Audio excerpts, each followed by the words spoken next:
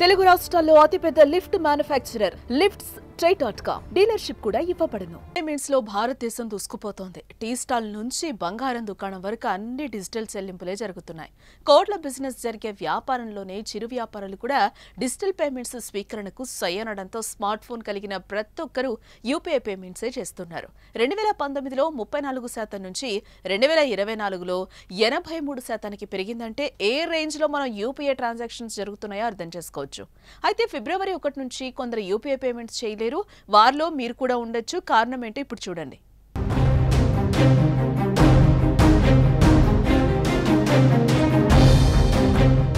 సర్వీసుల్లో ముఖ్యంగా Google Pay, PhonePe, Jio వంటి అనేక డిజిటల్ పేమెంట్స్ యాప్స్ ద్వారా ఈ యూపీఐ సర్వీసులు అందుబాటులో ఉన్నాయి. పేమెంట్ చేయడం, పేమెంట్ పొందడం, మొబైల్ రీఛార్జ్లు, బిల్ పేమెంట్స్ వంటి ఇతర ఆన్లైన్ సర్వీసులు వీటి ద్వారా ప్రతి ఒక్కరూ సులభంగా చేస్తున్నారు.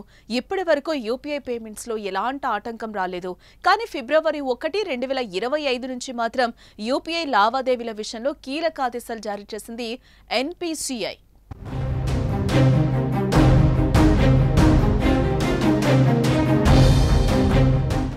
జనవరి 9న జారీ చేసిన సర్క్యులర్లో ఎన్పీసీఐ యూపీఐ సాంకేతిక వివరణలను అనుసరించి యూపీఐ లావాదేవీ ఐడీలు సరైన రూపంలో ఉండాలని సూచించింది. ఏదైనా యూపీఐ యాప్స్ లావాదేవీ ఐడీలో స్పెషల్ క్యారెక్టర్లు అంటే #, వంటి వాటిని ఉపయోగిస్తే ఆ లావాదేవీ రద్దు చేయబడుతుంది. ప్రస్తుతం భారతదేశంలో లావాదేవీ ఐడీలో స్పెషల్ క్యారెక్టర్స్ ను ఉపయోగించే అనేక యాప్లు కూడా ఉన్నాయి. ఎన్పీసీఐ తాజాగా జారీ చేసిన సర్క్యులర్తో అలా ఐడీలో స్పెషల్ క్యారెక్టర్లు ఉంటే లావాదేవీలు రిజెక్ట్ అవుతాయి. ఈ రూల్ సాధారణ వినియోగదారులతో పాటు వ్యాపార వినియోగదారులకు కూడా వర్తిస్తుంది. ఫేక్ ట్రాన్సాక్షన్స్ ఐడీలను నివారించాలనే ఉద్దేశంతోనే ఈ నిర్ణయాన్ని తీసుకున్నారు.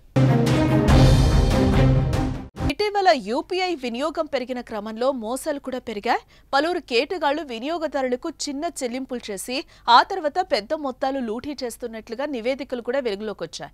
ఇలాంటి అనేక మోసాలను కట్టడి చేసేందుకు ఈ నిర్ణయం తీసుకున్నట్లుగా చెప్తున్నారు.